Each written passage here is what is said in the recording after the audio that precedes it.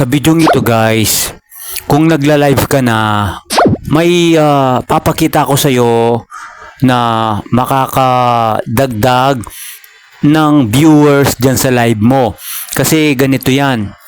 Pag nagla-live tayo, 'di ba? Usually, yung live natin na ginagawa, for example, ngayon, live ka ngayon. Gusto nilang i-rewind yung video mo, na yung live mo na ginagawa, kaso hindi nila magawa. So sa video ito guys, ituturo ko sa iyo at ipapakita ko kung paano mo gawin na kahit live ka, pwedeng i-rewind yung video mo. Okay?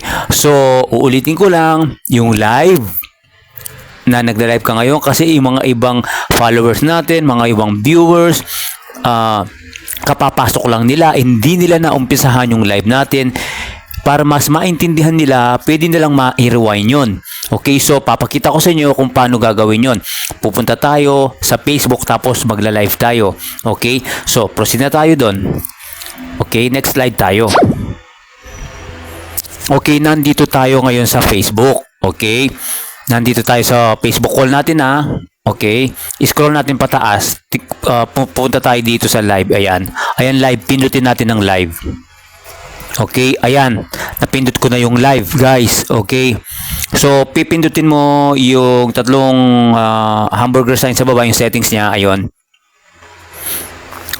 uulitin ko lang guys, sa video ito ipapakita ko lang kung paano ma-rewind itong video mo ng mga late viewers natin. Dahil nagla-live tayo, naumpisahan nila doon bandang gitna, so pwede lang i-rewind. Okay, so scroll mo pataas guys. Okay, scroll mo pataas, sige pa. Tapos guys, punta ka dito sa advanced settings. Ayan, advanced settings, may gear icon, tapos advanced settings. Pindutin mo yan. Okay guys, nung pagka-pindot mo, may pop-up window dyan sa baba. Sabi advanced settings, tumitaw. Tapos, basahin natin sa baba, allow viewers to rewind. Let viewers rewind your live video. This option only works on some viewers device. So guys, hindi lahat umaandar to sa mga device natin na gamit. Okay? Sabi niya, uulitin ko lang, hindi lahat umaandar to sa lahat ng mga device na gamit natin. So i-on mo yan, yung pinakababa niya, naka-gray siya. I-on natin guys ha. Ayan, pindutin ko. Ayan.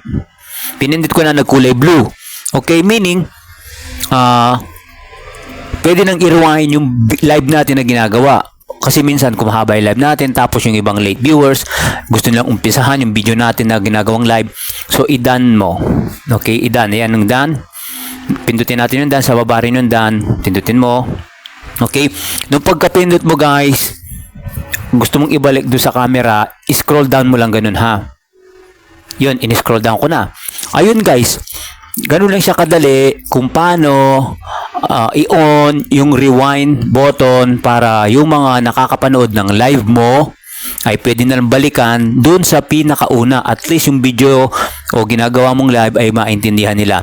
So siguro guys, hanggang dito na lang ang video natin. Sana guys, may natutunan ka. Kung nagusto mo itong video guys, paki-like at i-share mo na rin sa mga kapwa content creator natin na hindi pa alam to. At mag-follow ka na rin guys para sa mga susunod natin mga video ay ma-update ka or mano-notify ka. Okay? Maraming salamat po sa panonood and God bless everyone. See you sa mga susunod nating mga video.